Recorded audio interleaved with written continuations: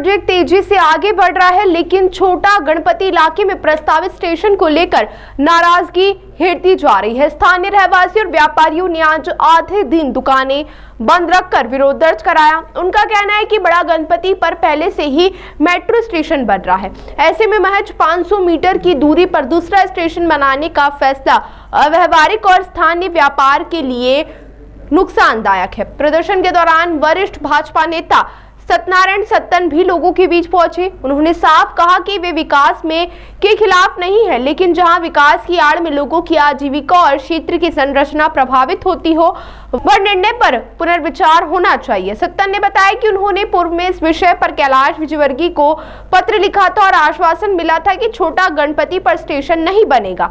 इसके बावजूद हाल ही में सॉइल टेस्टिंग की तैयारी ने लोगों की चिंता बढ़ा दी है। प्रजातंत्र में एकमात्र साधन जो है वो आंदोलन है।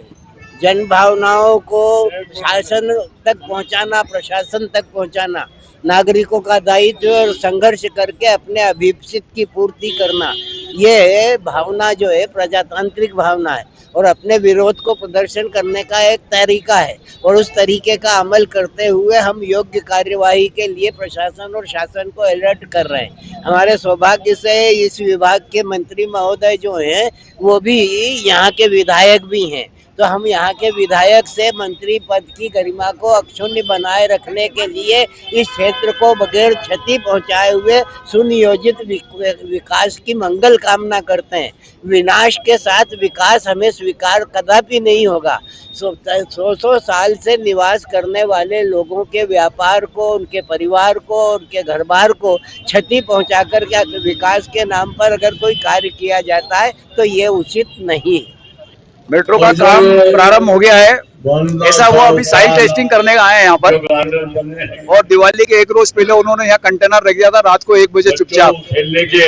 उसी दिन से हम अलर्ट हो गए थे कि भाई क्या बात है, जबकि मंत्री जी ने घोषणा कर दी थी कि यहाँ पर मेट्रो स्टेशन नहीं बनेगा।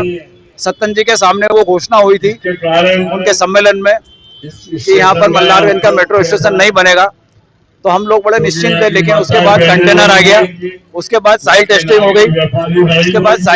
गई, तो ये तो इनकी गतिविधि प्रारंभ करना चाहते हैं, वो मंत्री जी के आदेश की भी अवहेलना करना चाहते हैं, ऐसा मेरे को लगता है। तो हम मंत्री जी से निवेदन कर रहे हैं कि वो इस बात को वापस अपनी जानकारी में लेवे और जो सुभाष मार्ग पे जो सर्वे हो चुका था, जो सीमांकन हो चुका था, जो पंचनामा हो चुका था, जहाँ का प्लानिंग बन गया था और जहाँ का अलाइनमेंट हो चुका है, तो उसी मार्ग पर वो सुभाष मार्ग पे निकाल सकते हैं। वहाँ कोई व्यवधान नहीं है, वहाँ कोई प्राइवेट संपत्ति नहीं है।